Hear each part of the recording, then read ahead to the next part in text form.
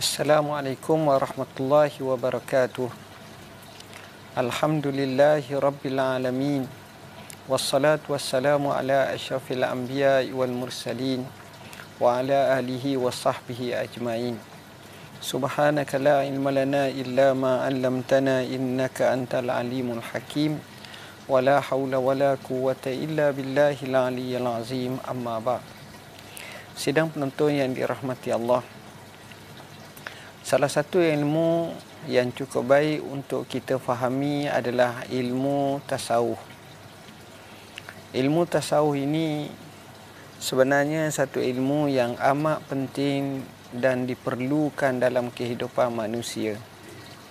Kerana dengannya lah kita cuba mengikis sifat-sifat yang tak baik, hasad dengki, dendam kesumat, sifat-sifat yang menunjukkan kasar, sifat-sifat yang menunjukkan sifat yang mazmumah, kita dapat nyahkan. Kita masuk pula ke dalam hati kita segala sifat-sifat yang mahmudah. Justru pada kali ini kita mulakan semula mengambil semangat Ramadan untuk membincangkan kitab tasawuf hikam yang telah kami terjemahkannya dan telah syarahkannya. Hikmah yang kelima, kesungguhan dan pengabaianmu.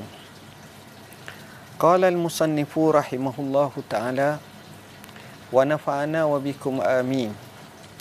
Ijtihaduka fima dhamina laka wa taqsiruka fima tuliba minka dalilun ala intimasil basirati minka.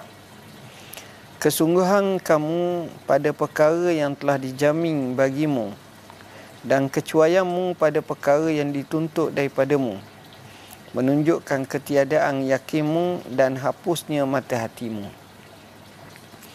Tuan-tuan dan puan-puan yang dirahmati Allah, bila kita sebut rezeki, bila kita sebut makan, minum, maka kita rasa kita kena bersungguh.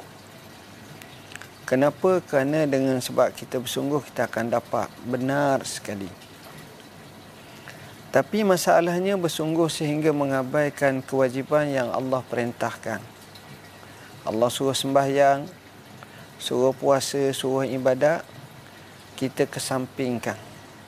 Kita hanya memikirkan kesungguhan untuk nak dapat. Hal ini bertentangan dengan apa yang Allah firmankan. Wa ma min dabbatin fil ardi illa 'ala Allahi rizquha. Tidak ada binatang yang melata atas muka bumi ini melainkan yang bagi rezeki Allah. Kadang-kadang bila kita kaji, kita tengok rezeki ini luar biasa.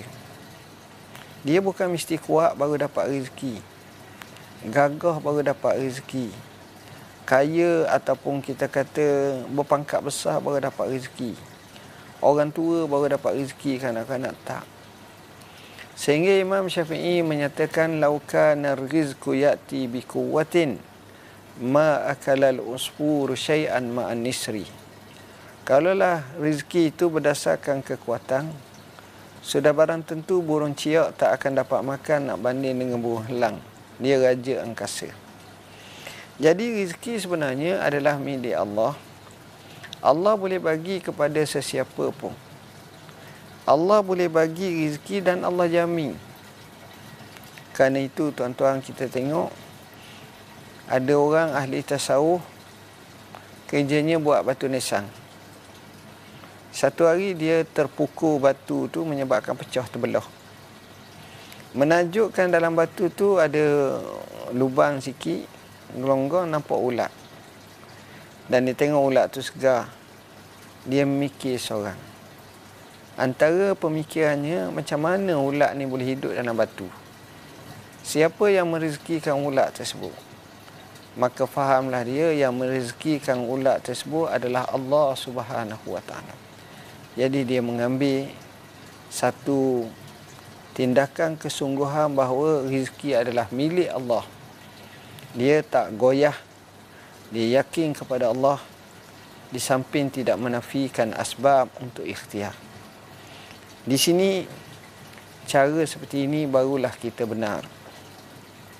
Ahli tasawuf dalam hidup, dia bukan nak baik, tapi dia nak jadi lebih baik. Dia bukan nak hanya soleh, tapi dia nak jadi lebih soleh. Dia bukan hendak bermanfaat, tapi dia nak boleh memberi manfaat daripada mendapat manfaat sahaja. Pemikiran seperti ini terwujud zaman dahulu.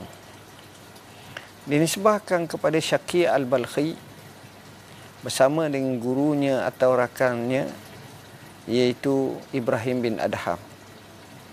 Diminta oleh Syakir bahawa dia nak pergi belayar kerana nak berniaga. Dalam perjalanan, akhirnya dia pulang semula. Lalu ditanya kepadanya oleh gurunya Ibrahim bin Adham, kenapa kamu pulang? Kata dia, dalam perjalanan ada kata dia tengok kucing. Kucing tua yang buta dan kucing muda. Kucing tua yang buta ni tak ada makanan, kucing muda yang tak buta ni bagi makan. Ada kata burung. Lalu kata dia, kalaulah binatang yang buta sekalipun, uzur sekalipun Allah bagi rezeki, sementara kita yang kuat beribadat, sudah tentu Allah akan bagi rezeki lagi. Makanya gurunya yang bijaksana, yang penuh dengan hikmah, Ibrahim bin Adham berkata, wahai Balkhi, kenapa kamu nak jadi kucing buta atau burung buta?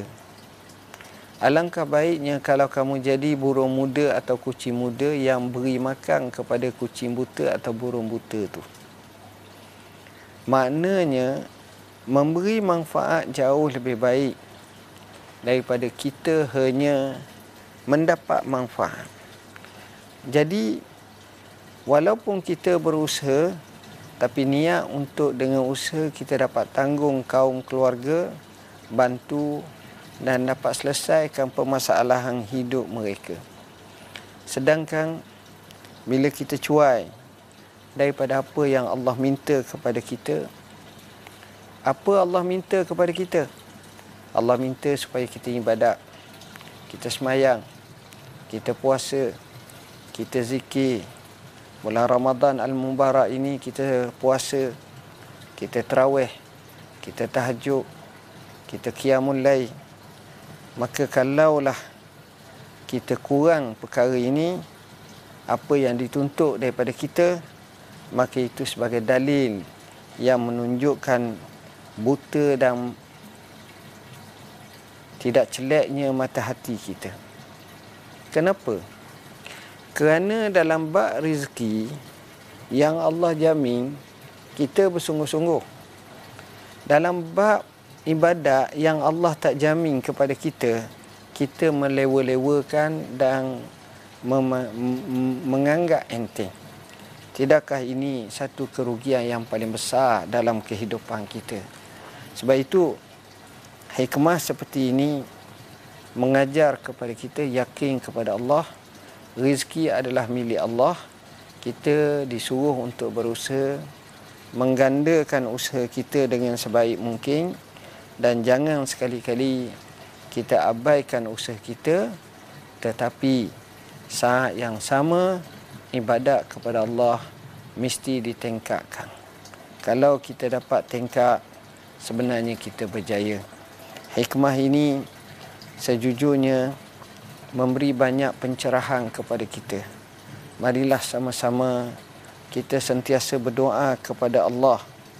Dan di sini saya sebut beberapa tips yang disebut oleh para ulama atau dipanggil petua dalam kehidupan kita.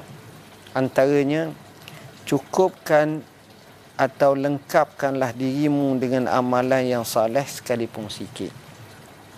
Amalan saleh ni walaupun sikit, tapi itu baik. Kalau kamu mahu benar dalam percakapan, biasalah membaca surah Al-Qadar. Inna anzalnahu fi lailatul qadr, insya-Allah. Kalau kamu mahu rezeki seperti hujan, biasakanlah membaca surah Al-Falaq. Qul a'udzu birabbil falaq min syarri ma khalaq wa min syarri ghasikin idza waqab wa min syarri naffasati fil 'uqad wa min syarri hasidin idza hasad. Kalau kamu mahu selamat daripada kejahatan manusia, sentiasalah membaca surah An-Nas. Qul a'udzu birabbin nas, malikin nas, ilahin nas, min syarril waswasil khannas, allazi yuwaswisu fi sudurin nas, minal jinnati wan nas. Kalau kamu mahu melepaskan dirimu daripada kesusahan serta kesempitan dengan jalan keluar dan dikurniakan rezeki tanpa disangka-sangka, sentiasalah beristighfar. Astaghfirullahalazim, astaghfirullahalazim wa atubu ilaih. Kalau kamu mahu rezeki yang memperolehi dan memperolehi keberkatan, lazimilah membaca surah Waqiah dan surah Yasin serta doa Bismillahirrahmanirrahim. Al-Malikul Haqqul Mubin, ni'mal maula wa ni'man nasir. Ini antara yang diajar kepada kita, bagaimana petua-petua yang baik yang mungkin kita boleh amalkan untuk kita harungi kehidupan dengan lebih tenang dan bahagia. Akhir kata, marilah sama-sama kita berdoa kepada Allah. Mudah-mudahan kita menjadi hamba Allah yang taat dan patuh pada perintahnya. Bismillahirrahmanirrahim. Allahumma faqihna fid din, alimna ta'wil. Allahumma ja'alna minal ladzina yastami'una al-qawla fayattabi'una ahsanah. Wa sallallahu ala sayyidina Muhammadin wa ala alihi wa sahbihi wasallam walhamdulillah. Wassalamualaikum warahmatullahi wabarakatuh.